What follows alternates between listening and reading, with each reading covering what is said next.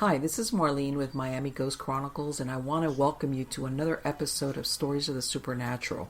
Wherever you find us, whether it's a video on YouTube or on your favorite podcast platform, please like and subscribe to us so that you can get notification of when a new show is released.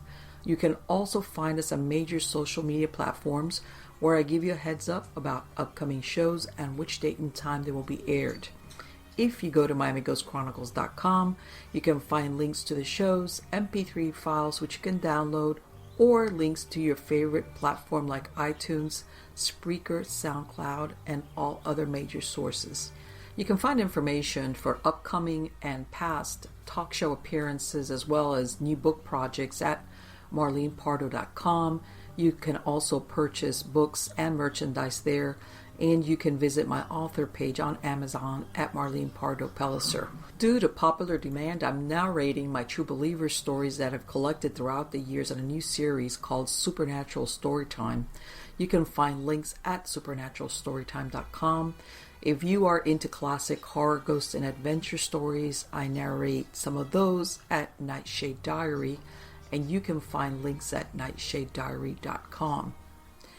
If you would like to read noteworthy news about the paranormal world, true crime, conspiracy stories, and anything that is just plain weird, you can visit the Stranger Than Fiction Stories tab at MiamiGhostChronicles.com. I do want to thank you all for being part of my audience, and I think you are all wonderful. Hi everybody, this is Marlene with Miami Ghost Chronicles, Stories of the Supernatural. How's everybody doing today? Good. I'm doing well. Very well. As I mentioned in my last show, here we are, even though you might see the show a little bit later, it's mid-September, but in South Florida, we don't have no Indian summer, no fall, nothing like that. We're still, as a matter of fact, in the middle of hurricane season, which hopefully it'll be done in a couple of months. And the reason why I bring that up is Hurricane Dorian just, came close to us maybe like a month ago, more or less. And, in other words, you worry about different things. And I also mentioned in the last time, the other day, I went to do some shopping and I walked in and all the Christmas tree decorations are up and things for Halloween. And I was like, wait, it's summertime. But yeah, you're pushed along into starting to think already about the holidays and everything. And it's great. But yes, it's like, your reality versus, like I said, you walk into even department stores now and it's like, okay, no, not. As a matter of fact, I was looking for some herbicide for my garden. There was none to be found because I don't know if they hid it somewhere in the store, but it's like, okay, even though you're South Florida, forget gardening, forget herbicides or anything like that. It's time to buy your Christmas things. So, yes. Yeah. But anyway, guys, let's talk about really the important thing and what it's about is who the guest that I have here today, which I'm very excited. And this is a lady. We're talking to her directly from the UK, and her name is Maria Wheatley. Now, Maria she's an author and a tutor, and she's been teaching past life regression, reflexology, tarot, and dowsing for Swindon College and the British School of Yoga for 15 years. Her late father, Dennis Wheatley, was a Master Dowser who was considered a world authority in the geodetic system of earth energies. He taught her to dowse over 20 years ago, and she loves the world of paranormal. Yay! And she's felt inspired to write about the mystical stones of Avebury. While researching the books, her and her co-author were followed around the stone circles by a spirit who guided them to rediscover long-lost solar alignment, which we're absolutely going to ask her about. And her late father and other master diviners showed Maria how the stones absorb and transmit earth energies. And she's, like I said, she's an author, and she's a sensitive as far as with detecting electromagnetic equipment. And, I've talked about this on other shows, how sometimes now they're discovering that a lot of not only ancient but what seems to be modern structures, whether temple, churches, or anything, there's some type of electromagnetic or ley lines connected with the site. And sometimes when they do archaeological digs, they realize that. So anyway, help me to welcome Maria. How are you doing today, Maria? I'm doing fine. Thanks for inviting me on your show. It's a great pleasure. Thank you. No, thank you. It is my pleasure. Maria, obviously, from the information given on your bio, you, I imagine, grew up with surrounded by the paranormal and dowsing. And how was that as far as being a child? I imagine, was that the norm for you? And how did it shape your childhood?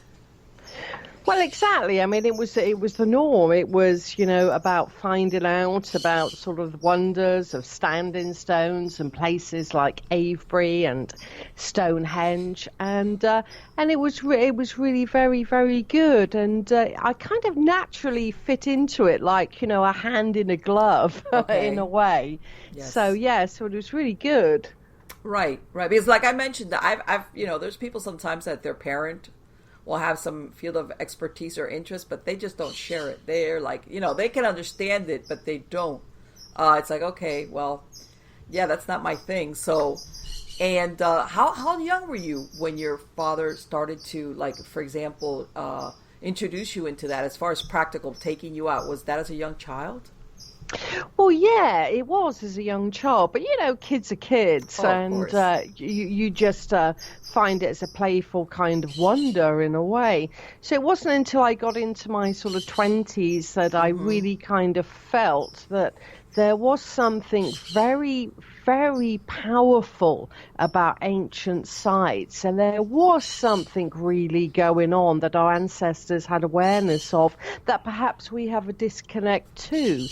So then I really took it quite seriously, and to this day, a bit like yourself, we're all into a mystery. We want to understand something that is beyond ourselves, and so I'm still finding out a lot about ancient sites to this day.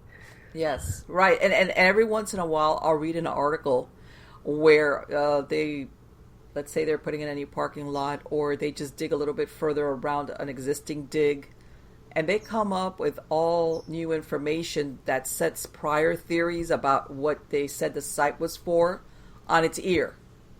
So every time they think that they've come up with something, there's something comes up, and whether it's sometimes the actual age of the sites or what the intended purpose for it was.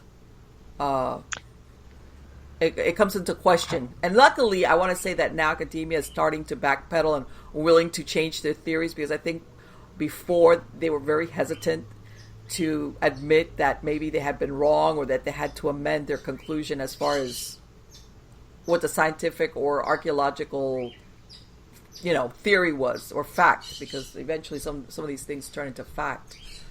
Um, when did as far as because everybody's very familiar, for example, with Stonehenge, but I think they're finding more and more sites. Is there any other site besides Stonehenge which is so well known that you ever visited, that you found, like you said, that even if appearances weren't as dramatic, that the power that was there was significant? Well, when we put it into context about, the ancient landscape of the Neolithic and Bronze Age, the time of stone circles, about, 4,500 years ago, today there's 900 standing stones that Mm-hmm. survive, and Stonehenge is just one of those. Right. So, I mean, just 17 miles to the north of Stonehenge, you have the largest stone circle in the world, Avebury Henge. And even if you go to the north of England to places like Castle Rig and Longmeg, they predate Stonehenge. So England and the British Isles, when we include places like Ireland and Wales and Scotland, Mm-hmm. it was awash with ancient sites. So I think if we go back to the day of 4,500 years ago, then there was probably a stone circle every 5 to 10 miles apart. We were a kind of island of sacredness that had standing stones that mark these very, very powerful earth energies, be that a vortex or be that a kind of very deep aquifer. They were marking the landscape of what we couldn't see. Standing stones mark the unseen. Do you think, and I'm going to ask you in a minute about because of course, like you said, we're talking Bronze Age, and even now they're not quite sure how the mechanics of how they were able to raise some of these stones, or bring them to locations where they were actually brought up. Do you think? I mean, I've read some of them. You hear they were aligned to certain stars, or as far as astronomically, in other words. Then I've heard of some that they've had burial pits close by. Do you think that this was a gathering place at certain times, or what do you think the purpose was for these sites? I think stone circles were like a diamond. They were multifaceted. Okay. I mean, they do have astronomical alignments. You are very correct in that. So some of them would face to particular sunrises or sunsets at particular times of the year. But I think there's more to it than just that. So people would gather there, that's for sure. I mean, not necessarily at Stonehenge, because when people go to Stonehenge, it's actually quite a small site on the inside. It's only about 106 to 8 feet in diameter. But if you go to somewhere that's a super henge, like Avebury Henge, it's over 1,000 feet in diameter. And you can fit thousands of people into there. So I think some stone circles were about people and gathering. Others were about kind of the more kind of elite priesthood gathering. And that's the difference. So they vary in size and they vary in function, very dramatically so. So some of the super henges like Longmeg in the north of England and Avebury Henge, they were about masses of people coming together. And why were they coming together? They were coming together at particular times of the year, when the energies of the site, when the time of the year is potent, and there's a kind of thinness of the veil between this world and the next. So it's a kind of supernatural time of the year. Do you think there was some aspect of ancestor worship as far as maybe part of their ceremonies at certain times, like you said, when the veil was thinner? There does seem to be evidence for an ancestral worship, that's for sure, because the ancestors, even in Druidry today, when we think about how modern neo-pagans worship, there is that aspect of the worship of the ancestors. So I think into the ancient Druid year, that was a vital key and aspect, being close to those that departed, to give us information about the forthcoming year as a kind of oracle of the past for the future. Right, and sometimes we forget that ancient man didn't have the technologies we have now to foretell, let's say, for example, weather or cycles of weather. And these things were critical when it could mean the difference between thriving or starvation. And of course, what came with it, which was sickness and your population be decimated. So absolutely, that, like what you just described, that meeting, whether it was for ceremony to see some type of portent, I imagine, as to what the coming year would bring for people, it would be so important, because again, this was, I guess what I'm saying is it was more of a survival, was at a more basic level than what we are used to. We don't have to worry about a lot of these things anymore. No, we don't have to worry about those sort of things. But, if we look at the climate going back about 4,500 years ago, it was an actually better climate than it is today. It was the suboral climate, where you had warmer, almost like in England, a Mediterranean style of climate.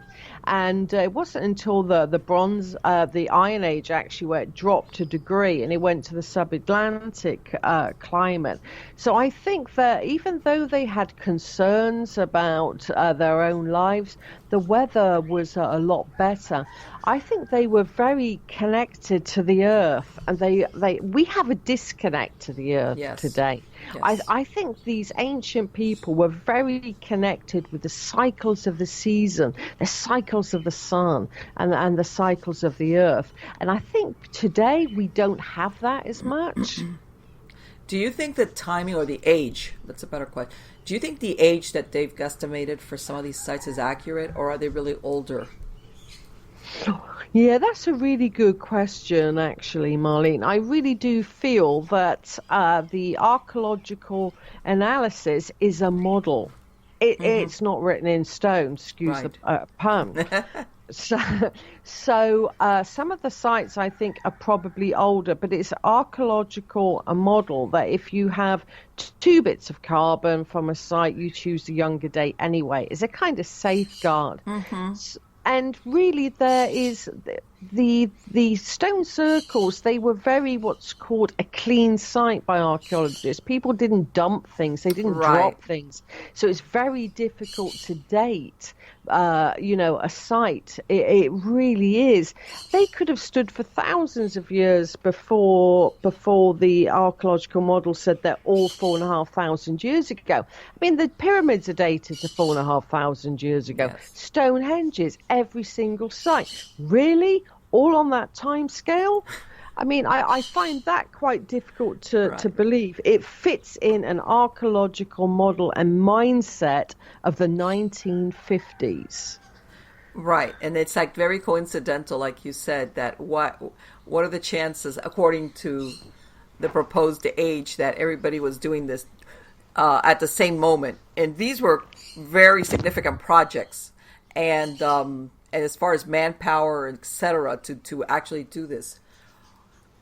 And again, this is my next question. Obviously, this needed a lot of manpower, as in effort, from whoever was there, whether they had a group of them. Do you think that the reason why they took the trouble to raise these things, was it, how can I say, was it to be in tune with the earth, or was it to be in tune with something in the sky? Or was it a connector? Yeah, that's a really good question. I think it was both. I think they were marking out very powerful earth energies. And the sun, obviously, is a critical part of the Earth's life. It, we go around the sun, it causes the seasons, and also on a very metaphysical level, the sun gives off energy. I mean, really, when we think about what the sun does, it gives off light in a form of electromagnetic radiation, and light consists of photons, which are produced when an object heats up. So at particular times of the year, standing stones can kind of heat up, and they cause these reactions, and they can produce their own type of energy. And this is why, certain stones and stone circles are aligned to the sun. It's about the electromagnetic radiation. It's not just about a kind of pretty alignment to the sun, as the heel stone is to Stonehenge at the summer solstice, when the sun is said to arise above it. So I think there's a lot going on that we're only just realizing, but the crux of it is that standing stones mark very, very powerful earth energies that the radiation of the sun at particular times of the year can activate. And so it's a bit like a battery, and it's a bit like kind of, a light switch. We're used to switching our lights on and off, to get light. Yes. To the ancient ancestors, it was a particular time of the year that illuminated such ancient sites. And some of these sites are above very, very powerful vortex energy. And some of these vortex energies can allow us to grow spiritually in our awareness, and become a part of the land. I mean, that's another thing. Yes. We have this disconnect where the earth is the earth and we are we. I think back in the day when these ancient sites were constructed, it was more of an us. We are a part of everything. And that's what we've lost today, unfortunately. And many of us are trying to reconnect to the earth and become one again with Gaia. Yeah, well, and I tell everybody I have a small micro farm, and I tell everybody I'm a wimpy farmer because people don't realize it's difficult because you have to compensate for what the weather doesn't give you, whether it's too much rain, not enough rain, and it's hard work. But this is I think one of the exercises that has brought me the closest. It's very hard work, but it's got me the closest to the rhythm of seasons. Even in the subtropics, there, as far as the growth and, like you said, as far as the how everything is meshed together. And in other words, and the humans, let's say in this case, you ride the wave of it. You're part of it. You're not trying to conquer it or, have yourself apart. You're enmeshed in it as well. If in this case, if you're trying to make things grow and things of that nature. So yes, I understand. And the reason why I say this is sometimes we see farmers now, these big, huge farms where they have a lot of machinery and it's very automated. And there's, it's almost, I want to say for lack of a better word, very scientific. Nothing wrong with that because I know that they're looking at production of on a very large scale. But when you're like the one-on-one, like I said, like you're the farmer, you really get back in touch with that vibration that like very aptly you described most of us have lost. Well, that's right. I mean, you're obviously very connected, being in your own kind of farming environment and close to the earth. But a lot of people that live in townscapes and cityscapes and urban environments, they lose that sense of season. You have that. A lot of people lose that sense, and this is what I think is very important for people today, is to not kind of stare at the mobile phones. We all do it. I do it. And the TV, and we look to outside of ourselves. But if we look to inside of ourselves and where we are on the earth, then we would get such a huge satisfaction. And it's very sad that we have lost this connection to Gaia, because she is our mother. She gives us everything on the earth. She gives us. Yes, and again, because of technology, which is good. I'm not anti-technology, but yes, it does. It's kept us away. There's that separation. Now, let me ask you. In the bio, you mentioned that one of the times that you were. Let me ask you. When you were dowsing, was there a moment when you had an aha experience? And I mean firsthand. Even though I know you grew up in a household where something happened to you, an event happened to you that was undeniable as far as your experience with dowsing or the paranormal or the earth, whatever you want to call it, nature. How's that? Yeah, that's a really a good question, actually. I love that. Yeah, for me, it was like you listen to your parents and you believe your parents. We all do. But I remember being in my early 20s at Stonehenge and listening to all the things about earth energies and Stonehenge and how great it was. And you listen and you learn.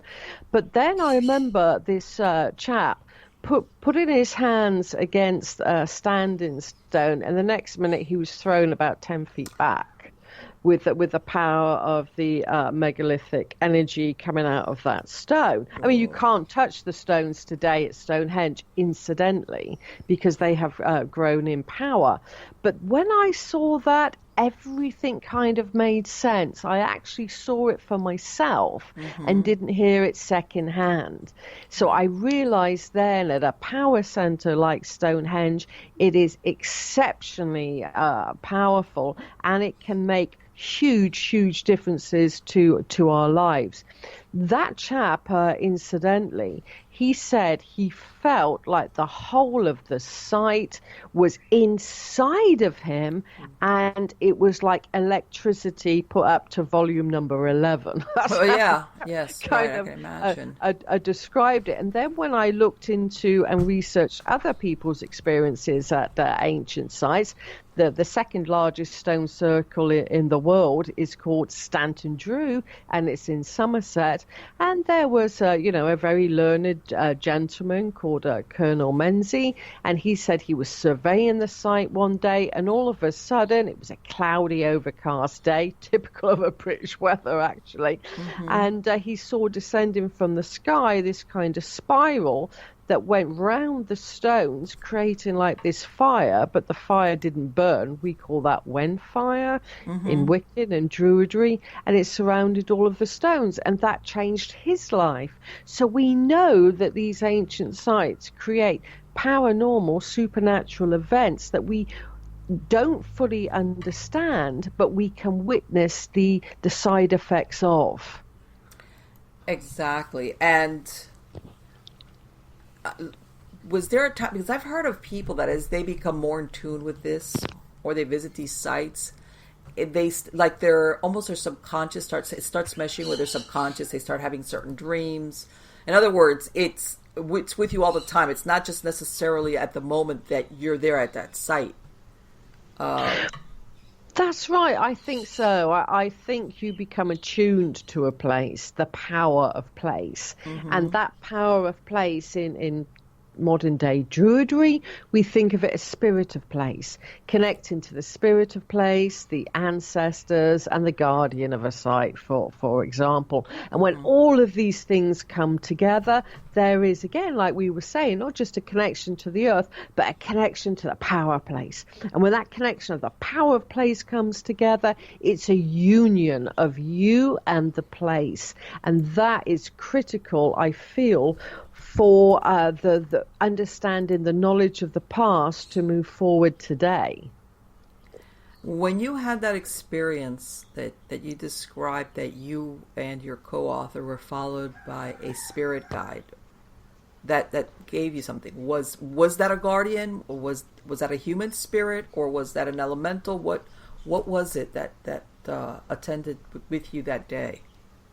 Well, at Avebury Henge, all of those years ago, I can remember I did a kind of ceremony where I touched every single stone at Avebury Henge, and there's a lot of stones, incidentally. Okay. It took quite some time. But I touched all the stones, and I always ask an ancient site, what do you want me to tell? If you give me something, I will tell it. I will tell it to the world. But, what is it you want to impart to me? And I really did feel on that day it was one of the ancestors that came forward and said, this is a long lost solar alignment. You can't see it today. It's been altered because of the skyline, but this is what happened 4,500 years ago. So I really do feel that was an ancestral present that was guiding me on that day to reveal something of the past. Okay, that's very interesting. As far as the dowsing, do you have, because we talked about this earlier, do you have dowsing rods that are your favorite, or do you douse with different instruments? How does that work for you personally? Well, I douse with a set of L rods, a bit like yourself, right. And I also use what's called Egyptian pendulum devices. So I use the Isis and the Karnak pendulum. They're my preferred dowsing instruments, but if push comes to shove, I know energies and how they make me feel, so I would use my own body for example, as well as a dowsing instrument, as as a lot of other dowsers do. But I really do prefer L-rods and Egyptian pendulum devices. Okay. And as far as the pendulum, I'm not familiar. The Karnak pendulum, what does that look like? What is that like? The Karnak pendulum was found in around the 1930s by two French diviners called Chaumery and de Belizal, and they were basically, back in that time, they were ransacking the Valley of the Kings. They probably shouldn't have, but you know, Carter and Carnarvon were doing that for the English, and the Germans were doing it in Egypt. And the French duo said they found particular types of energy devices in the Valley of the Kings.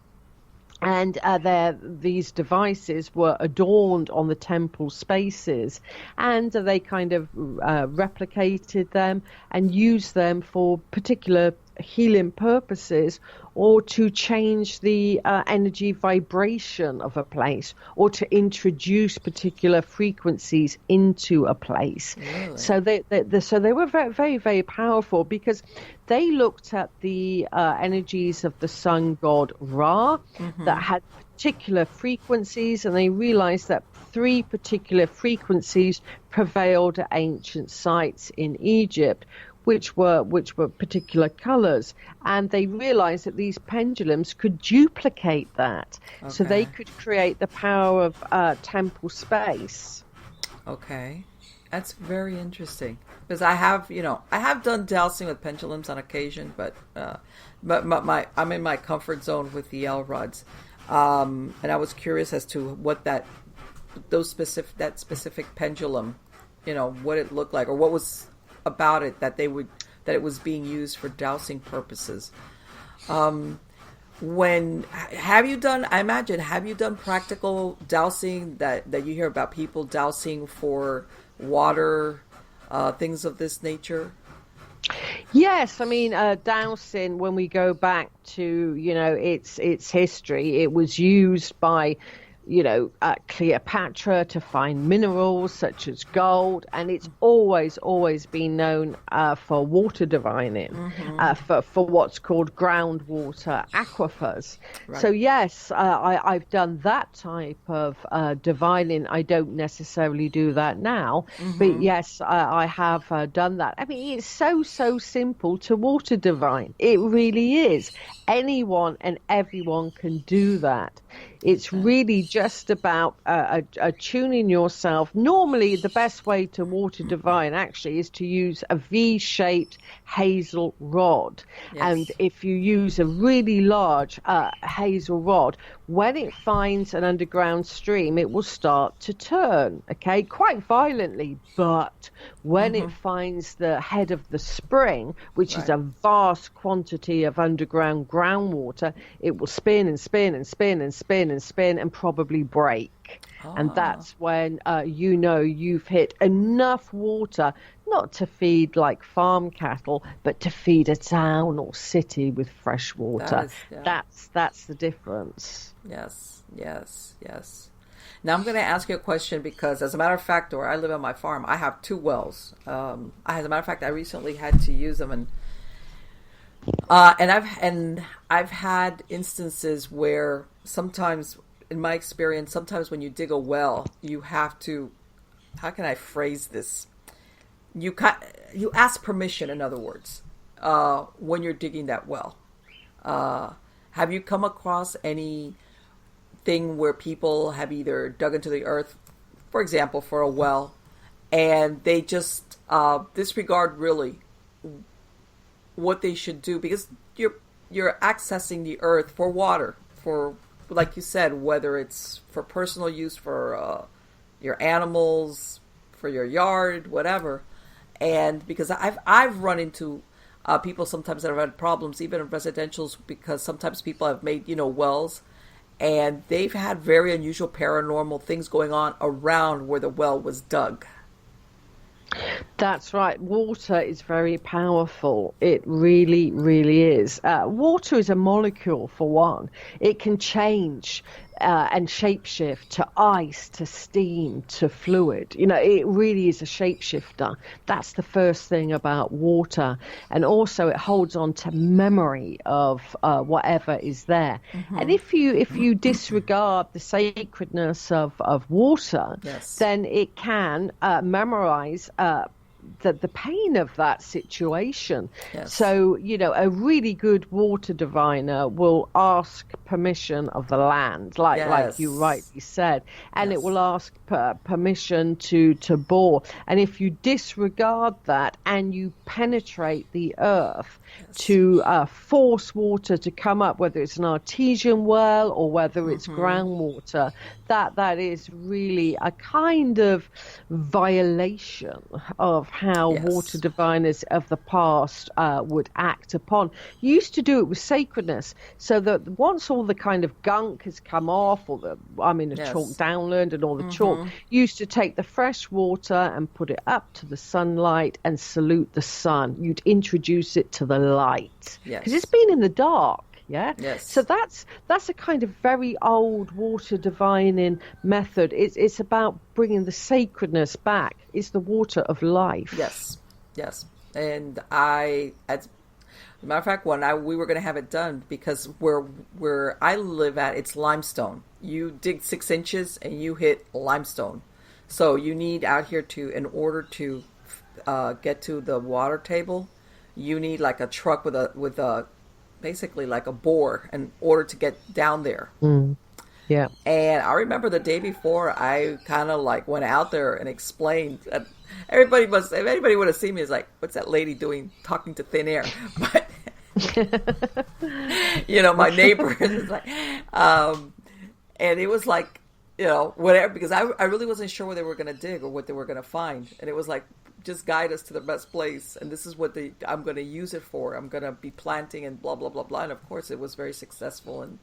And like I said, we not got one, but we have 2 wells. But like I said, I've had cases where sometimes very unusual things going on, and the point of origin sometimes of the disturbances is where they've dug for a well. And people never think of that as being the point of origin sometimes of disturbances that you see manifested inside a household. Yeah, there was a really good British Master Dowser called Tom Lethbridge. Actually, he was the master of what's called long cord pendulum dowsing, and he dowsed beyond the 3rd dimension.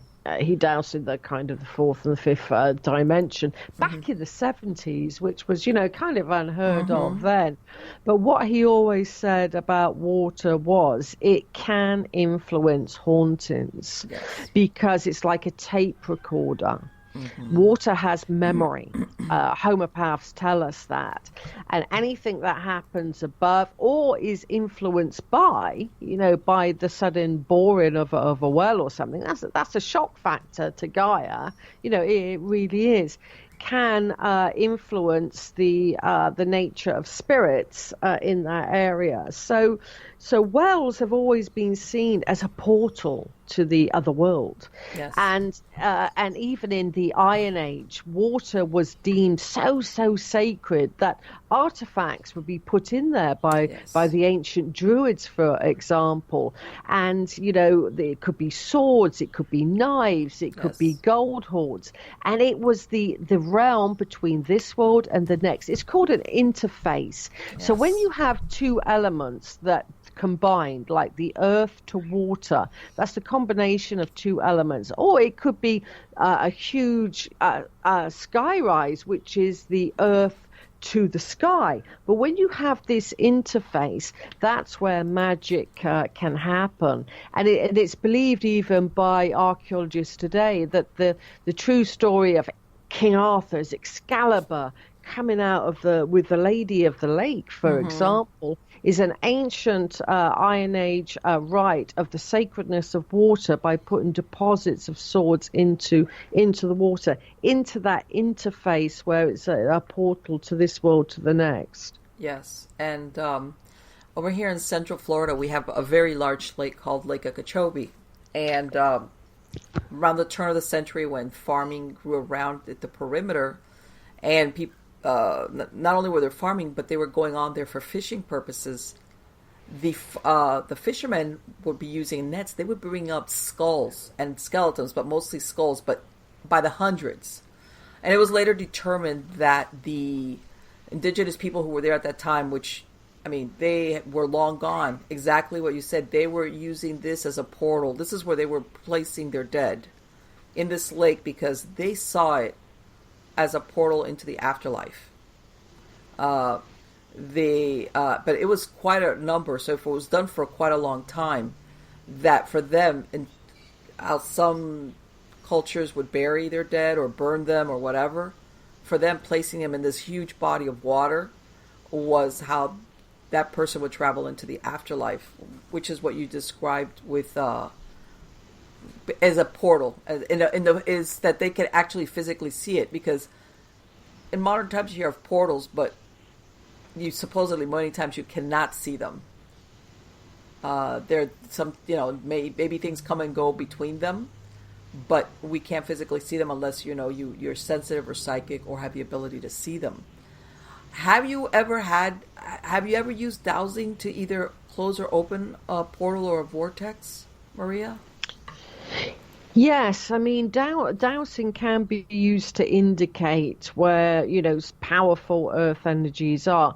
So in terms of, master dowsers, they see vortexes as being two different types. For example, you can have an involutionary type of vortex, which is about kind of increasing our sensitivity and our awareness. And that tends to be like counter clockwise, for example, in its general overall flow. And some ancient sites have these type of vortexes, which are like portals into the other world, but they really do expand us in our terms of the evolution of the heart. And it helps us gain awareness and self-mastery over our own growth and consciousness. And some other kind of vortexes are more about evolution, of our physical selves or our bodies, or healing on those levels. And they tend to have what's called by master dowsers 4 arms.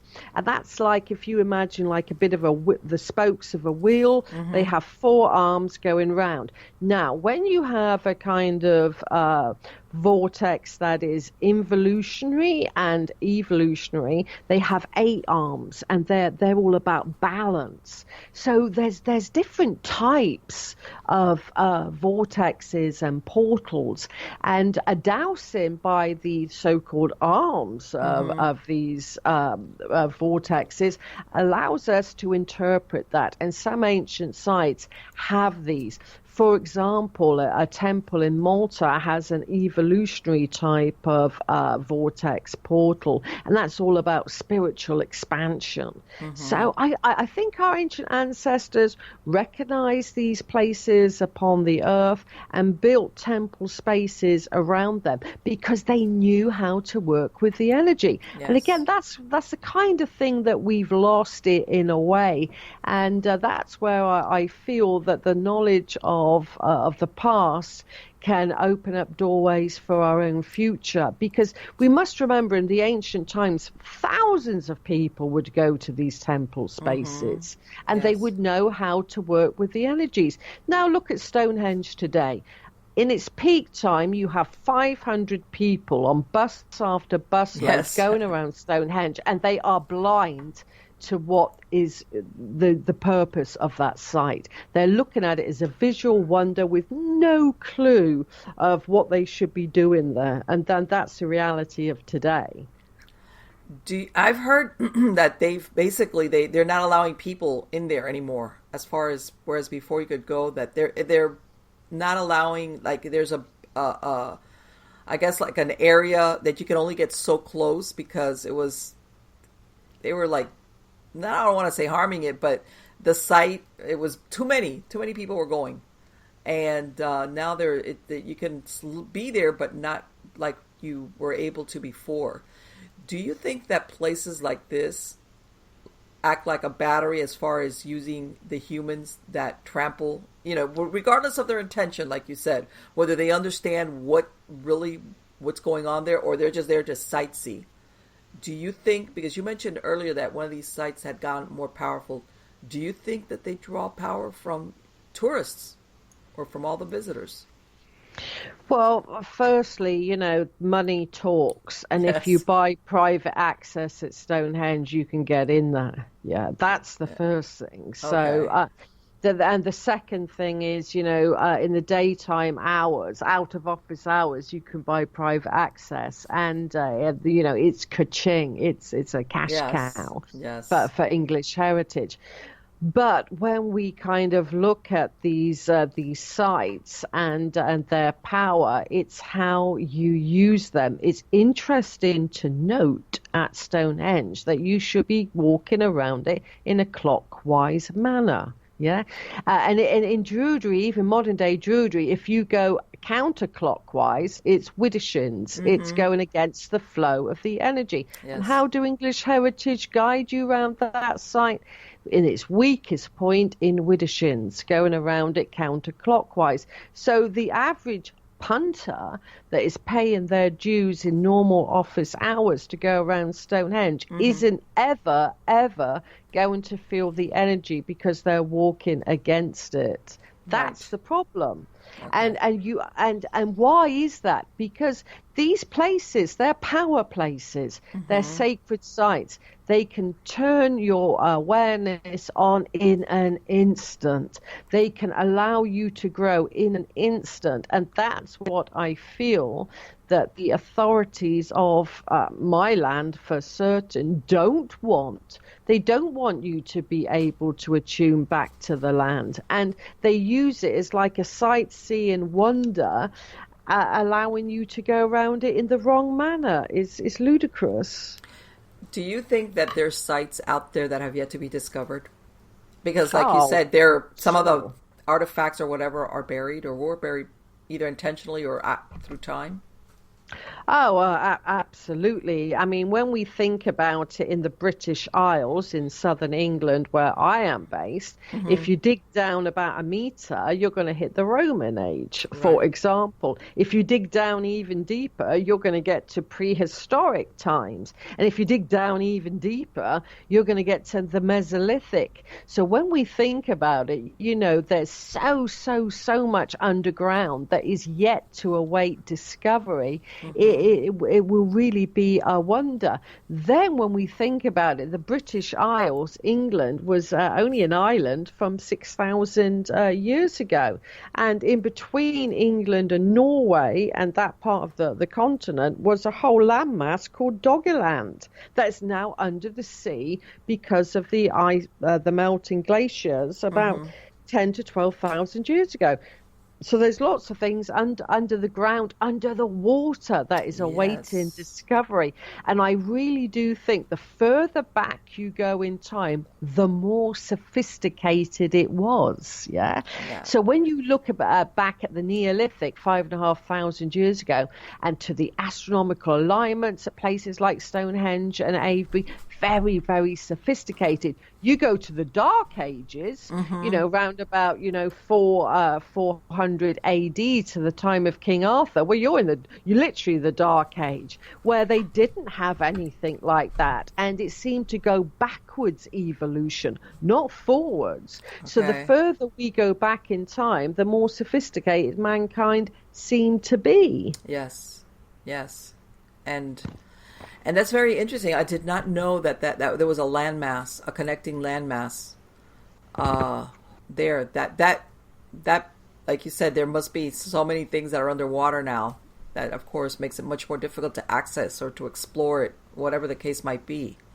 As far as and it makes me think when, like you said, there's sites that are huge because they were made to accommodate maybe a gathering, and then there were smaller ones maybe for a village or for a constant, certain amount of people. Uh, would you say of, and I know I'm going to say the summer solstice, which is the one everybody thinks of as in regards to Stonehenge and so forth. Is there any other time period during the year that is as important as the summer solstice when if you're visiting one of these sites? I think the most important time when it comes to ancient sites like Stonehenge isn't the sun. That's an annual event, okay, that is easily marked out. And when we look to Stonehenge, if we look to phase one of Stonehenge, then the major alignment is the moon. And every 18.61 years, it's called the moon's metonic cycle, the moon will rise on the same day at this round about the same time, within 2 hours, in the same place that it did 18.61 years ago. And it's a massive, massive event, very, very powerful energetically. Why? Because the moon influences underground water. We know that the super moons and the high tides are influenced by the moon. But let's think about all of that deep underground water.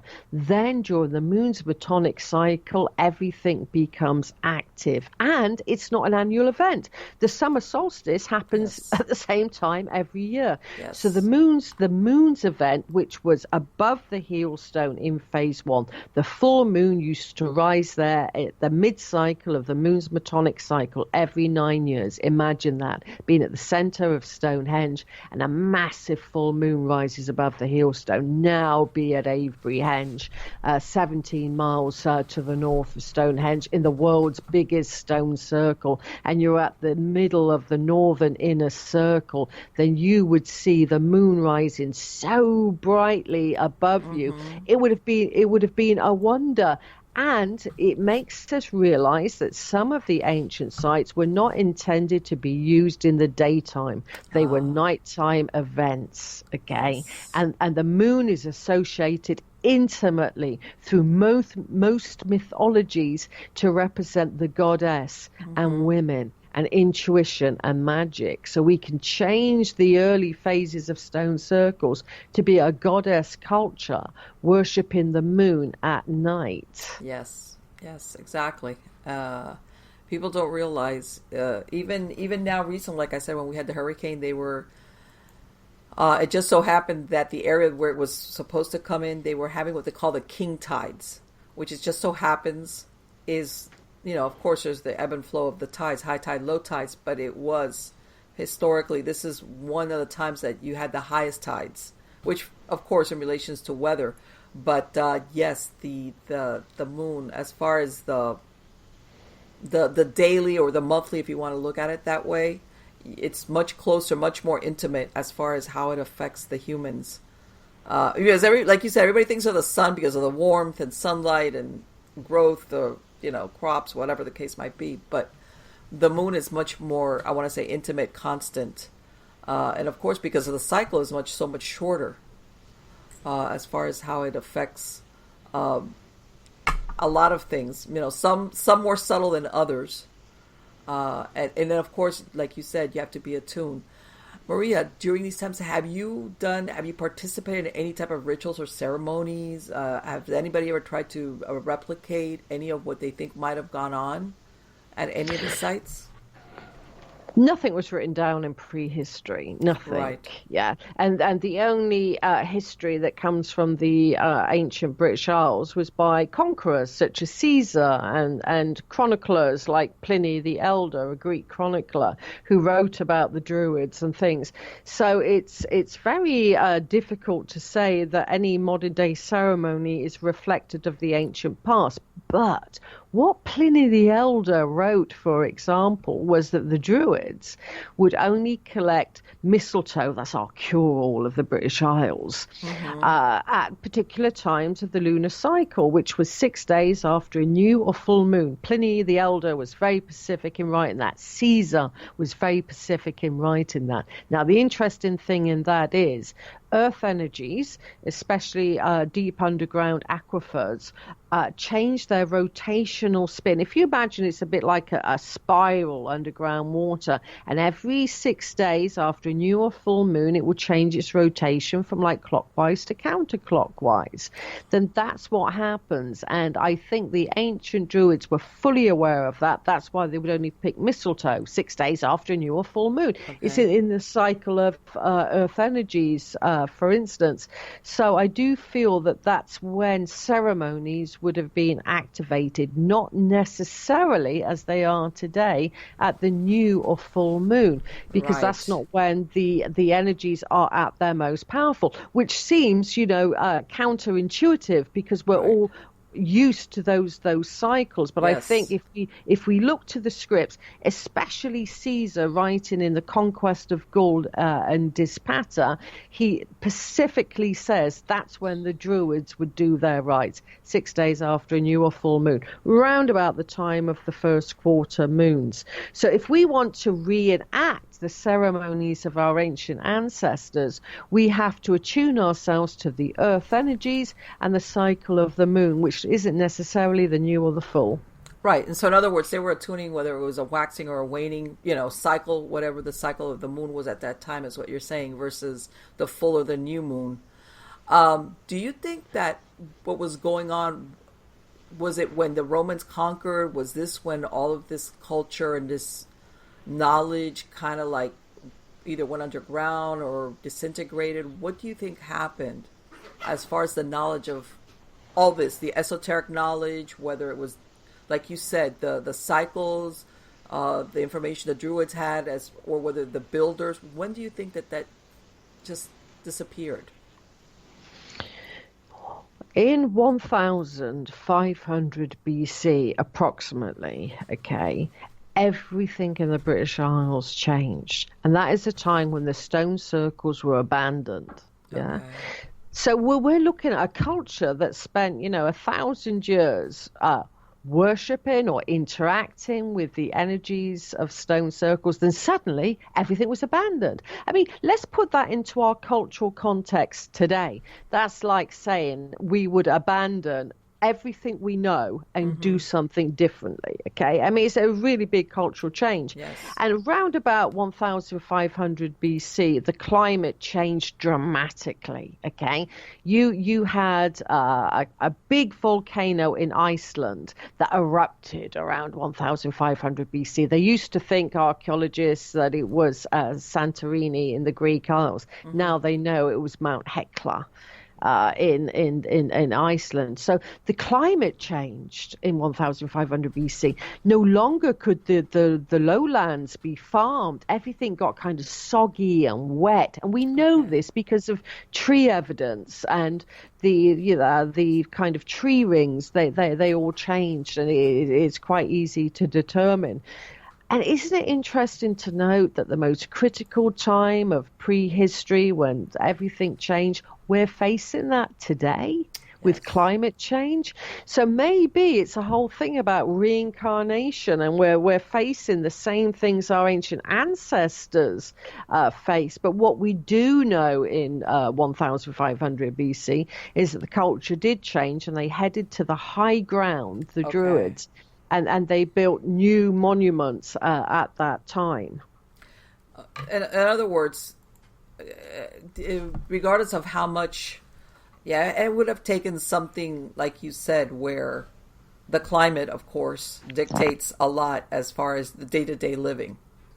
Because you didn't have, like we do now, things that kind of like shelter us from inclement weather. Even though it's sustained, we have air conditioning, or we have heating, and a lot of other things that weren't around back then. And people don't realize that even like you said, volcanic eruptions, besides anything having to do with the climate, of course, depending how close the area was, could absolutely affect, in this case, like you said, it became soggy, it became difficult to live in certain places. Have they ever discovered at any of these sites any type of writing or any type of glyphs, anything as far as record keeping? Intriguingly so, at Stonehenge, recorded in the Elizabethan times, round about, the 1500s to get a timeline going, it was recorded by one scholar at the time that near Stonehenge or at Stonehenge, it all becomes a bit vague, that there was a metal plate that had very strange symbols written upon it. In fact, the scholars at the time couldn't interpret it, and they would have known about Latin, they would have known about different languages. It wasn't like Right. we were a backwater that didn't understand continental Europe. So there was these strange hieroglyphs. So that's a bit of an enigma, and unfortunately that got lost, much to the sadness of antiquarians after that time. And if we go back to the time of the Iron Age, from about 750 BC to the Roman conquest of 43 AD, you had what's called poem writing of the Druid period, where they were like markings on a stone or on a line. So there was writing, but I'm really intrigued about the very strange hieroglyphs found at Stonehenge, and I'd love to be able to find that artifact again. Yes, yes. Let me ask you. I've heard of that on some of these hills in England. They something like how you've heard of the Nazca lines, where there are certain figures or animals, but they're huge. That basically you can only see them from a certain vantage point, and that they were done again way back then. And I don't know if you had come across any of that as far as any of these sites, besides the erection of monoliths or anything of this, of stones or obelisks. Have you come across anything like that when you've been out there? Well, there is one late Bronze Age site. It's called the Uffington White Horse, which is that's exactly. a kind of chalk hill figure etched into a hillside, which can only be seen in its totality from the air. So that's a kind of a little bit like the kind of Nazca lines, if you will, because why make a chalk horse figure, which some people say was originally a dragon? I mean, theories abound. But it can only be seen from the air. It is quite intriguing. So I think some of the sites were designed, like that white horse, to be seen from above. Right, right. And that was my question. Again, if there was some type of imagery that you wanted to convey for some reason, whether it was a horse or a dragon, why would you do it in such a fashion where, unless you were at a certain vantage point, for lack of a better word, unless you knew it was there, you really couldn't. It didn't. There was no. And of course, we know they didn't have airplanes. So again, you come back to why would they do that, which I thought was very intriguing when I read about that. And again, like you said, a lot of times we think of some of these ancient cultures as being very primitive when it comes to things of this nature, and I think it's fascinating when these cultures actually use their manpower to do all these aesthetical things. In other words, this wasn't because you're planting crops or doing some type of work. This was strictly, whether it was for religious purposes or, mystical, whatever the case might be, that it speaks more, like what you said, as far as the civilizations that were there, their knowledge. And I think sometimes everybody equates everything with scientific versus ingrained knowledge as far as being closer to the earth. Like one has more value than the other. In other words, because maybe now we have all this advanced scientific knowledge, anything by comparison suffers in the comparison. But the trade-off is that we've lost, I think, also a lot of what they used to have in these ancient civilizations, and understanding that I don't want to say lost, but we can't remember. Or that's it, and unfortunately, there's no record keeping that we could say, well, this is what we lost. Exactly. What we do know about, the ancient past is when it comes to massive building programs, and they were massive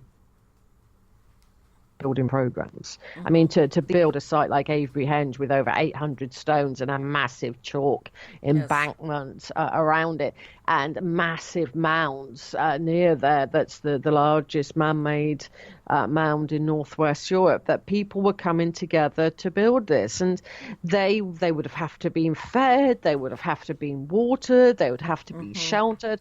But it seems that they wanted to come together. It was like a spiritual project. I mean, could you imagine trying to do that today and galvanize whole communities and say, we're gonna go on this massive building spiritual program, come and join me?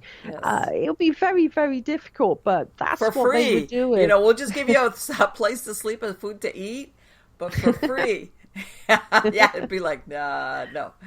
You mean no? I like absolutely. Yeah, you'd have there's be no volunteers, at least for the kind of projects like what you were saying, the manpower that it would require to do that, whether it was the sheer muscle or the logistics of it.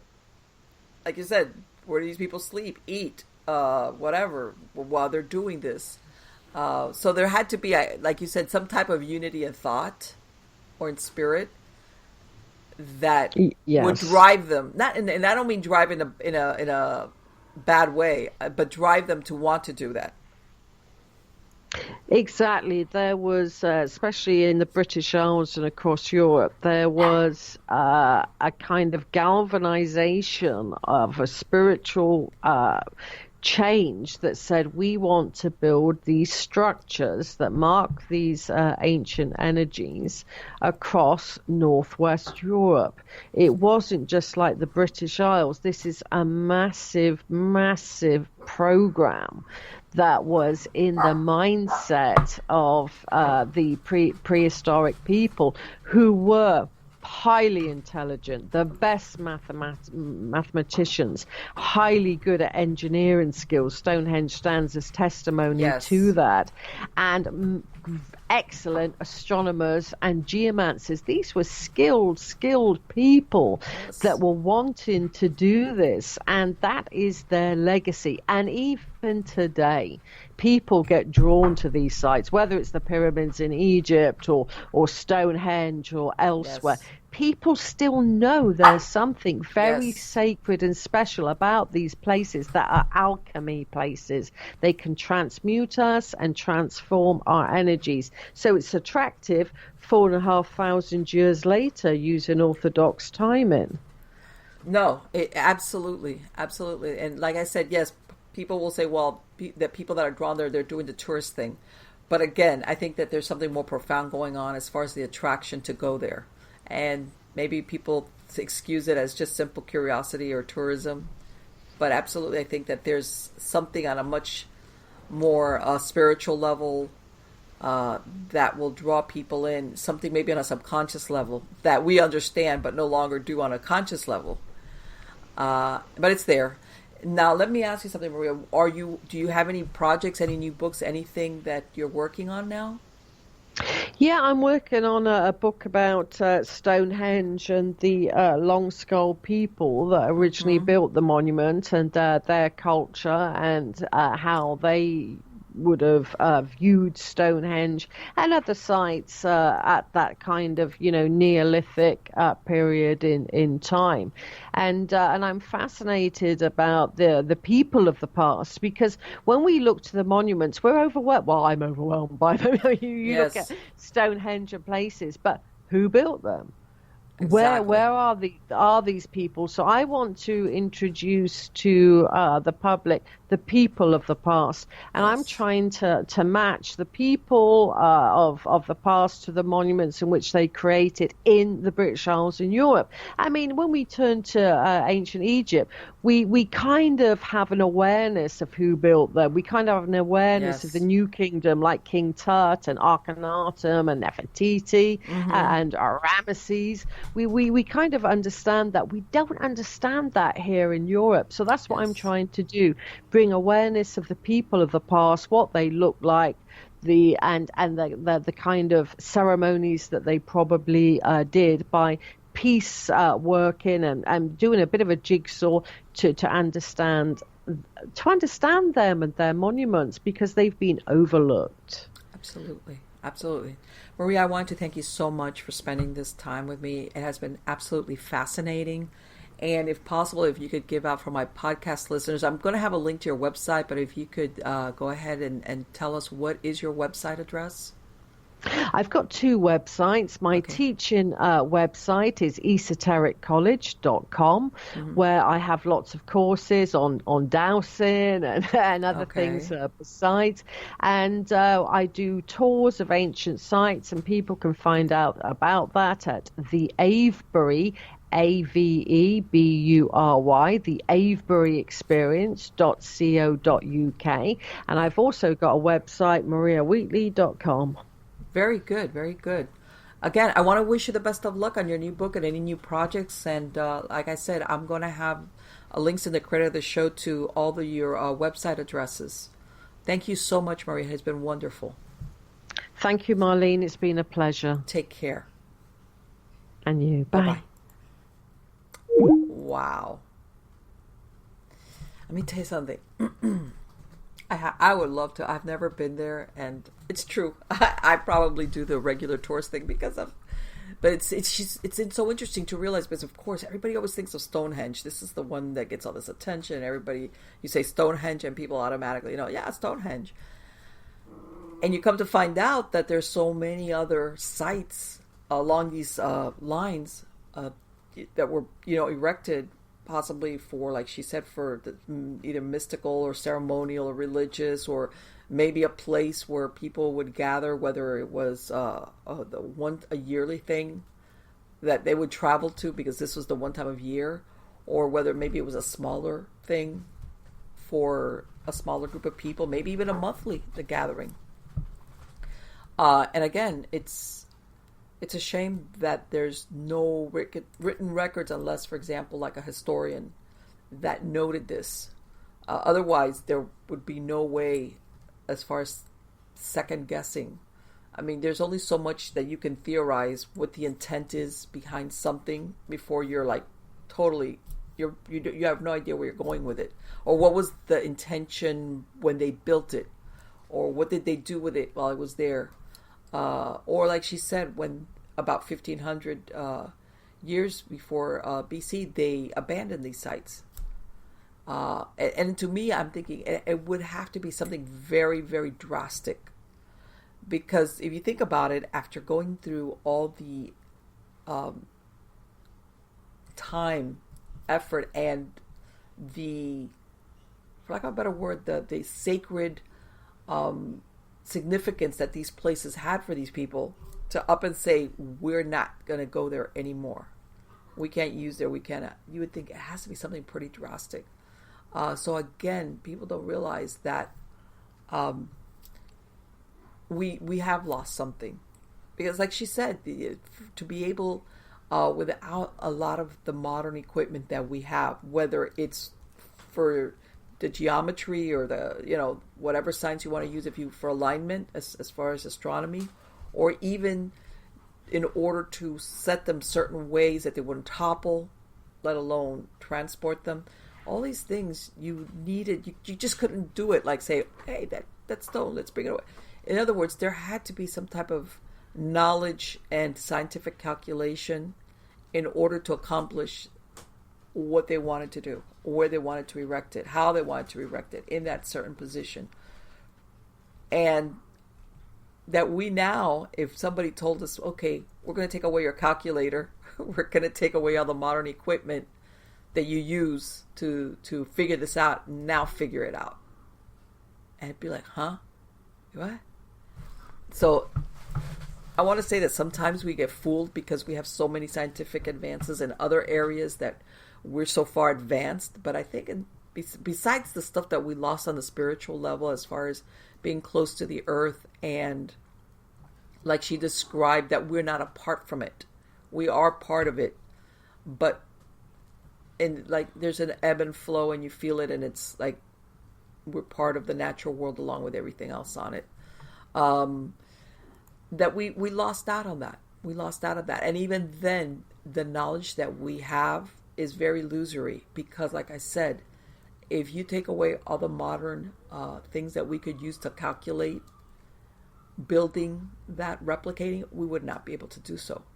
We wouldn't, because we've become so reliant on all these things that do the brain work for us, the figuring out. And I want to say also the impatience, because I'm thinking maybe even for astronomical purposes, they had to do a lot of observations for quite a period of time to realize whether it was a year, whatever, like how certain alignments, they only happened maybe every few years. In other words, there was a time that had to be done, even from the point of just observation, and then translate that and use that knowledge into the calculations of whatever you wanted. Let's say, for example, a certain circle or monoliths or whatever to represent. We don't have that now. We're the people of the instant gratification, myself included. We've been attuned to that, and I want to say that it's very nice when you have it, but in the background, it does us a disservice. Number one, because we lose the patience and the ability to just observe things. We lose that because we want everything to be. It's like, okay, hurry up, tell me. What do you mean? We got things to do. We're used to it, and it's like, what do you want? You expect me to sit here and do what? Sit here and watch? Yes, maybe sometimes days, weeks, even months. Are you kidding me? No, I can't do that. We've lost that. And I think it doesn't work in our favor that we've lost that ability. And some people will say, well, even if I wanted to, I couldn't. Up to a certain point, I'll say that's true because of the demands of modern life. But I think that a lot of the people that say that, if you say, okay, I'm going to take away all these things that would not allow you to say, I'm going to observe this, let's say, for 2 months. Whether it's your family, running errands, we're going to handle all of that. We're going to take care of it very well, just like you. So that your time is yours, and all you have to do is observe this, whatever the case might be. I guarantee you there's a lot of people that wouldn't be able to do it. They couldn't. They would maybe, after the first day, the first week, they'd bolt. Because we've lost that.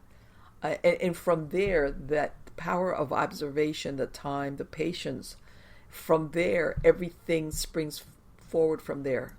Whether it's introspection for mystical or spiritual matters, or for more practical things, as far as, let's say, astronomy or mathematics, figuring things out, or observation as far as introspection, just as for creativity. Because I think that that's where the wellspring of creativity comes from, which is that nothingness. I'm not going to try to think of something, no to-do list. I gotta empty out my head and stay there. And then that's when sometimes things like that, either, what they say, you have the epiphany or whatever, or sometimes an idea that's been going around in your head but never formalizes, or you never get that aha moment. That's when you have that moment that it becomes very clear what it was that you had swirling around in your head. And again, these people back there, yes, maybe they didn't have advances, but they had that ability. We've lost it. Hopefully not permanently. A lot of things are in flux as far as modern life. And a lot of people will think, let's say now with the advancements of technology, they're supposed to free our time. And I haven't seen that. It hasn't freed up time. I went through the workplace where it was the thing was, I want to say in the 90s, we're going to go to a paperless environment, which of course was to transition to more, everything being more computerized, let's say at workplaces. And a lot of these advances that supposedly are promised by technology, they're good, but I haven't seen really where they do give us free time to be, or leisure time, because we've filled it up with other crap. So we're right back where we started out. We don't have this, but we have that. Yeah, we don't have to write something out, hand write it out. We could do it on the computer, but we have other stuff that's been put into that void. Which, by the way, as a hypnotist, there's something very powerful about the ideomotor response that's associated when you write out something in longhand or in cursive. As a matter of fact, if you ever want to do affirmations, one of the most powerful ways besides telling it to yourself is make like a very, maybe 1 or 2 sentence affirmation and write it in cursive on a daily basis. Get like maybe a little diary or notebook and write it. And write it in, not printing longhand. There's something tied in with the ideomotor responses and how it speaks to your subconscious mind and beyond. In other words, it goes through that filter that we have between our conscious or subconscious mind. It kind of like bypasses it. So again, anyway, guys, I hope you like the show. I love speaking to Maria, and I urge you to visit her website, which, like I said before, the links will be there so that you can check out. She has the tours, she has books, she has a lot of information.